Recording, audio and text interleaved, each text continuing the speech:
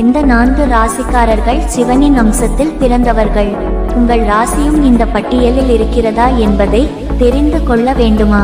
அப்போ இந்த பதிவை கடைசி வரைக்கும் பாருங்கள். பூமியில் மனிதனாக அவதாரம் எடுத்திருக்கும் 12 ராசிக்காரர்களும் அந்த இறைவனின் அம்சத்தில் பிறந்தவர்கள் தான். எனினும் குறிப்பாக சிவபெருமானின் அருளை பெற்று இருக்கும் அந்த குறிப்பிட்ட 4 ராசிக்காரர்கள் யார்? எதனால் இந்த ராசிக்காரர்கள் மட்டும் எம்பெருமானுக்கு மிகவும் விருப்பம் கொண்டவர்களாக இருக்கிறார்கள் என்ற காரணத்தை நீங்களும் தெரிந்து கொள்ள வேண்டுமா? கட்டாயம் தெரிந்து கொள்ளலாம் இந்த பதிவின் மூலம்.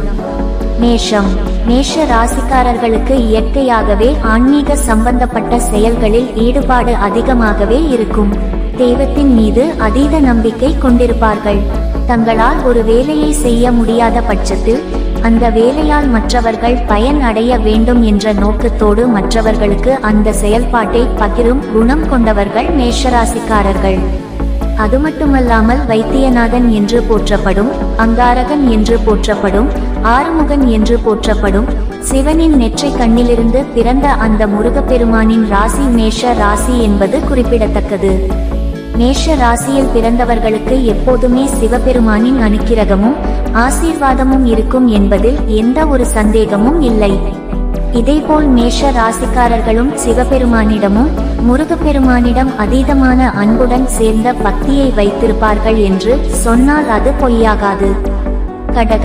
கடக ராசிக்காரர்கள் அம்பாளின் அம்சம் பொருந்தியவர்கள், அதாவது சந்திரன் பார்வதி தேவியின் அம்சம் கொண்டவர்கள் கடக ராசிக்காரர்கள். அதாவது சூரியன் சந்திரன், சிவன் பார்வதி. சூரியன் சிவன் குறிக்கிறது, சந்திரன் பார்வதியை குறிக்கிறது.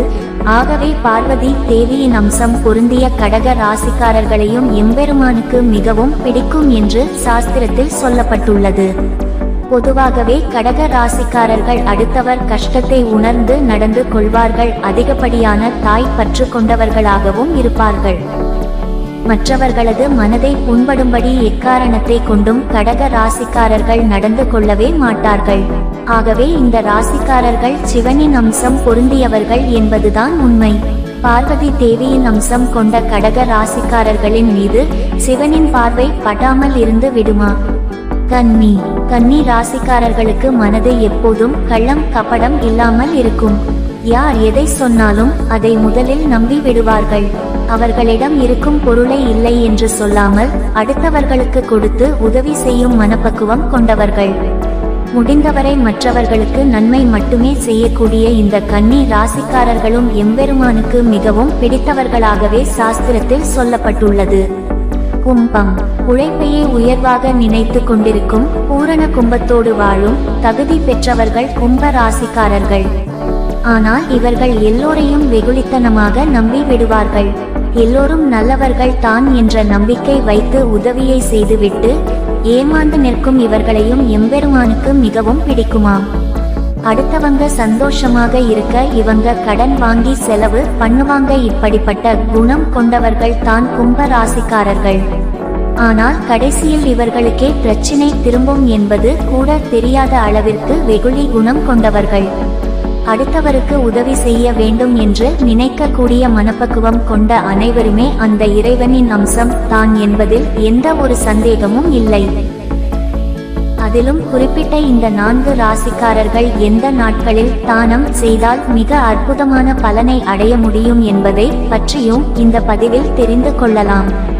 மேஷம் உங்களால் முடிந்தவரை திங்கட்கிழமைகளில் அன்னதானம் செய்து எம்பெருமானின் ஆசீர்வாதத்தை மேலும் மேலும் பெற்றுக்கொள்வதன் மூலம் உங்களது வாழ்க்கை சிறப்படையும்.